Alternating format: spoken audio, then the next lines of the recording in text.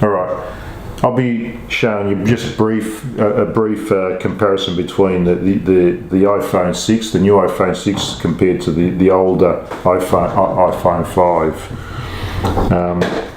I've had the whole series of iPhones from the 3 to the 6. So one thing I can say about the iPhones is they haven't changed the way that they work, which is a really good thing, because at least you don't have to relearn new phones all the time. From when I had the iPhone 3 right up to the iPhone 6, all the icons are exactly the same, identical, and they work exactly the same. The only difference between the icons is that with the newer generation of iPhones, they've had more options in the icon. So if you clicked on an icon, it will give you, and you went to settings, you'll have more options on what to do, on how to set the icons up. Otherwise, they all work identical.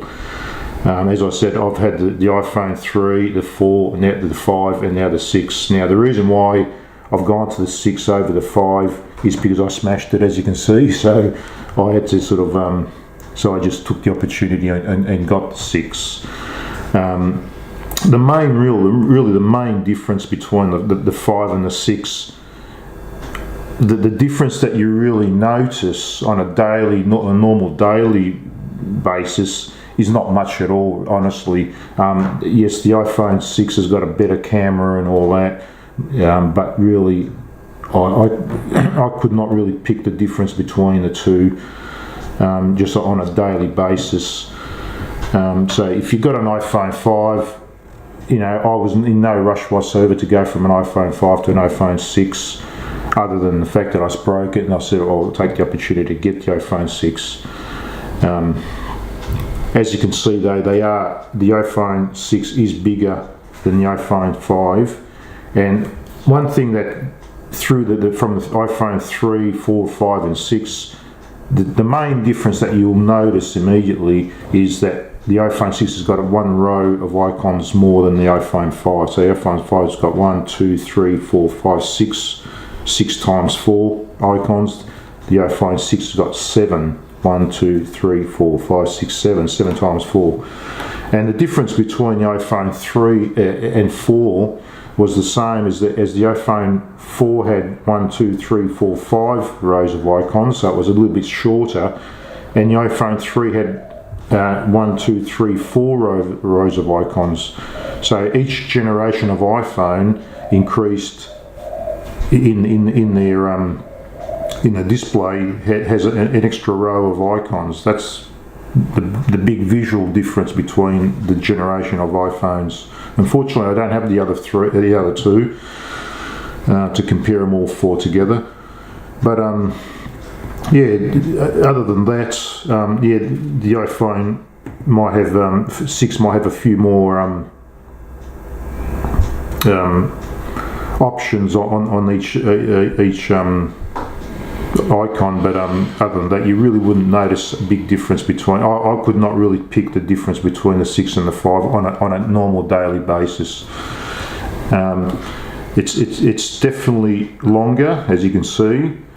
It's somewhat a little bit wider as well, and they are sort of the iPhone 6 is thinner, as you might be able to see. It's a bit thinner. Weight wise, they're kind of like roughly the same. Maybe the iPhone 5 might have a little bit more weight, but you can hardly detect the difference in weight. It's definitely slimmer. The iPhone 5 has got a bit more of a square grip. It kind of feels like you can hold it better because it's a bit thicker and just gives you that bit more feel in the hands, where the iPhone 6 is a bit thinner, but it's rounded as well. It's got a rounded edge and tends to slip out of my hands a bit more. Whether that's a problem, I don't know, but I mean, I've dropped this so many times it's not funny. It's got a cracked screen there, and but this there just feels like it can slip out of your hands a little bit easier, I'd say, because it's just thinner and just doesn't have the grip around the edges. But all in all, you know, if you're on the market for an iPhone, you definitely want to go for the iPhone 6 over the iPhone 5. It still slips into your pockets pretty easily if you want to put it in your back pocket or somewhere. So it's still sort of small enough to fit into any pocket. It might be taller than normal, so if you put it in your front pocket, it might sort of stick out a little bit. But all in all, I've always had iPhones, and I've always highly recommended them.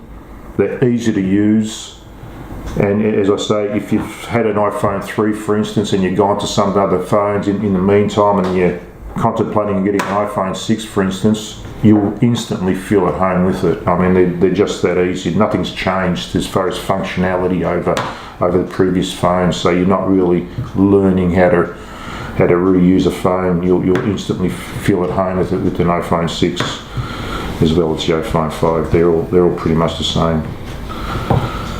So just in a nutshell, just a quick comparison. That's the iPhone 6 compared to the iPhone 5.